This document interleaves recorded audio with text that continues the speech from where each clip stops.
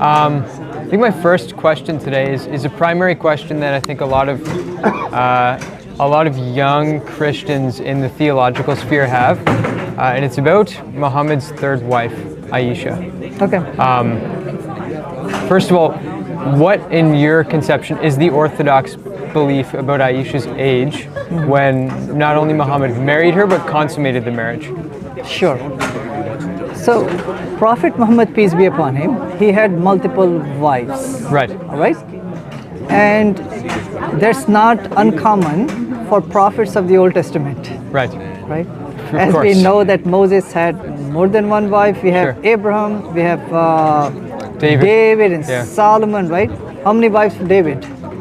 Or Solomon? Solomon had, what was it, 300 wives and another hundreds and hundreds of concubines, something like that? 700 wives. 700 wives. And then Yeah. was it 300 First more Kings, concubines? hmm? It was 300 more concubines, right? Yeah. crazy. So 700 wives, right? Crazy, yeah. Okay, so polygamy or multiple marriages was a norm for society. Every culture, almost every faith, right? All throughout history. Right. So what Islam did was, it came and it gave an upper limit to number of wives a person can marry.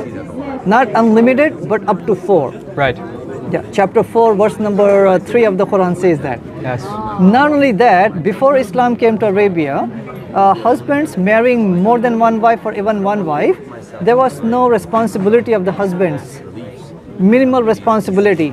They can treat any which way. Justice, no responsibility, the way that Islam gave. So Islam gave also to give responsibility to the husband. That if you're going to marry, live with the wife in justice. If you're marrying more than one, do justice between them. Right. So not only Islam came to restrict the number of wives, it gave the responsibilities of the husbands to take care of the wife justly, Right. and gave immense rights to the wives. Okay. So polygamy is a protection for the women. Yeah. Yes. Okay. And obviously it is approved by Old Testament anyway.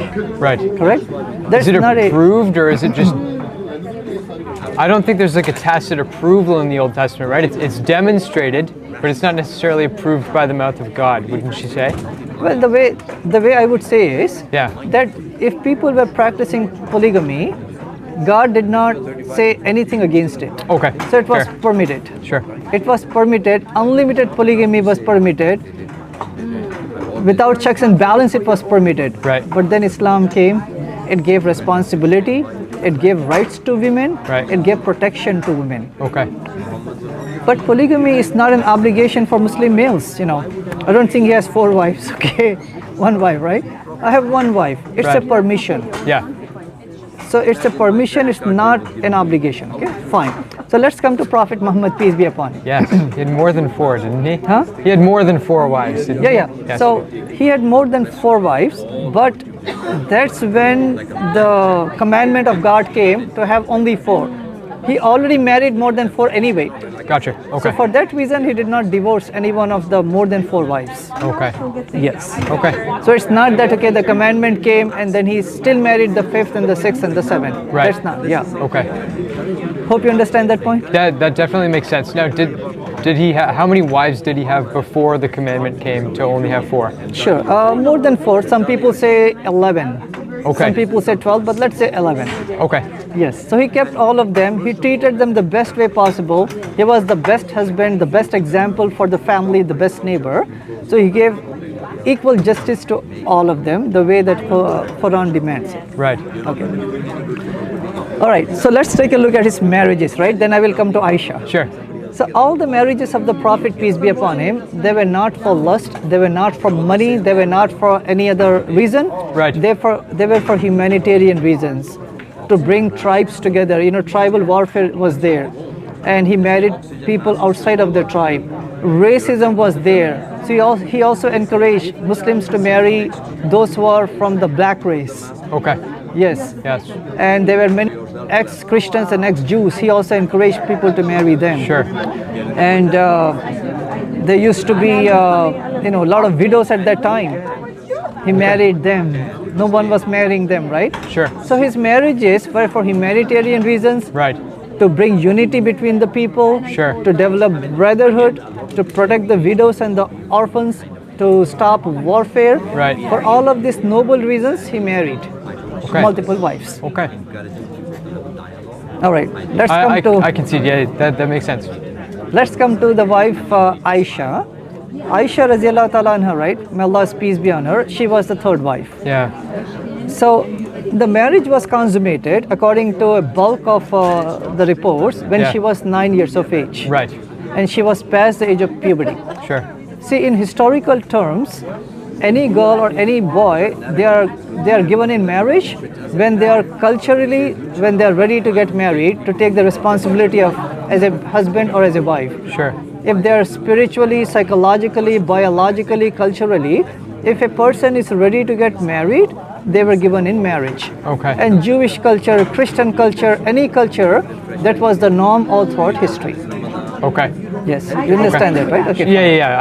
I can see the historical point. Yeah. So for that reason, Islam also allowed that, and that's the reason Prophet married her, and she was the exception. The rest of the marriages, like he married Khatija.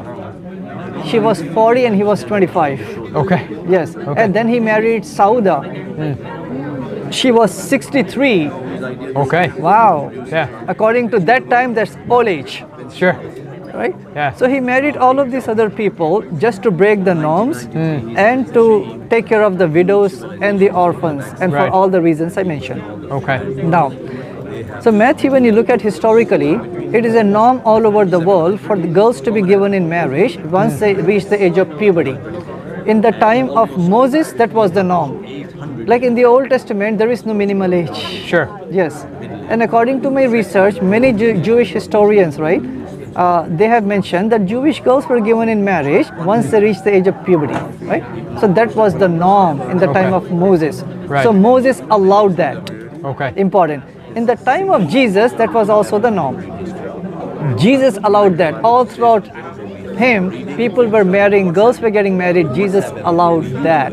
That was the norm. Okay. In fact, you may know that according to the Catholic Encyclopedia, Mary was 12, 13 or so age when she was engaged to Joseph when he was 86 years of age. 86. Yes. Some sources say 90, but many sources say 86 years of age. Okay. She was 12 and he was 86. Right. So according to biblical terms, according to Old Testament times, New Testament times, Catholic Encyclopedia, Jewish scholars, that was the norm. Sure. All throughout Europe in history, as you can say, that was the norm. Up until the late 1800s. Even in the USA, you may be surprised. Up until 1880, so there are 50 states in the US, right? Sure. Almost all the states in the US, the average age that was allowed for marriage was 10 years. That's intense. So suppose if this is a marriage hall, and then we all came for marriage, for invited by the bride and groom, the groom can be sitting there 20-year-old, and then in comes the bride who could be like, let's not say 7, let's say 10 years of age. Sure. Right? And it will be norm. People would be clapping, people would be having marriage party, a 10-year-old bride. That was the norm. Up until 1880. In the state of Delaware, the age was 7, legal age. That's terrible. But why terrible? Because it's a cultural fallacy, Matthew. Sure. If we look at other cultures and judge other cultures, right? Right. Because suppose if you say presentism is what it's called, right? Yeah, presentism, right? Okay. Yeah. So suppose if you say, what age would you say would be normal for marriage, like now, for example, for girls? I would just defer to the age of consent, like 18. Which is okay, fine. If you say 18 now, right? Okay, suppose tomorrow, let's say next century, people raise the age to like 21, saying that 18 is too young, man. They're babies. Come on. Right. What if they judge you, saying that Matthew, come on, man, you guys are pedophile. Okay, whatever they accuse us for. Right. They may do that, but they would be wrong. That's cultural fallacy for them to look at us and us to look at them. Right. So exactly, right? So yeah, so Prophet Muhammad, peace be upon him, that marriage to Aisha and the consummation of the marriage was a norm all throughout history. Okay. Just when we raised the age for our girls, recently I would say less than 150 years ago, Right. now we are looking back, we are projecting back and saying, you know what, those girls were young, those brides were young. But that's a fallacy, right? You know, all the founding fathers of the US, they approved 7, 9, 10-year-old girls. Abraham Lincoln, John Adams, Thomas Jefferson, you know, Hamilton, every one of them, they all approved young girls to get married. Okay. Yes. I'm not proposing that we should bring it back because cultures are different. Right. What I'm saying is that culture by culture, it's different. Sure. Last but not the least, okay? Yeah. So when that marriage happened of Prophet Muhammad, peace be upon him, with Aisha, peace be upon her, so marriage was consummated when she reached the age of puberty, right? Yeah. So she was psychologically, biologically, physically, spiritually, culturally, all ways that she can have a condition for a marriage, she fulfilled all of them.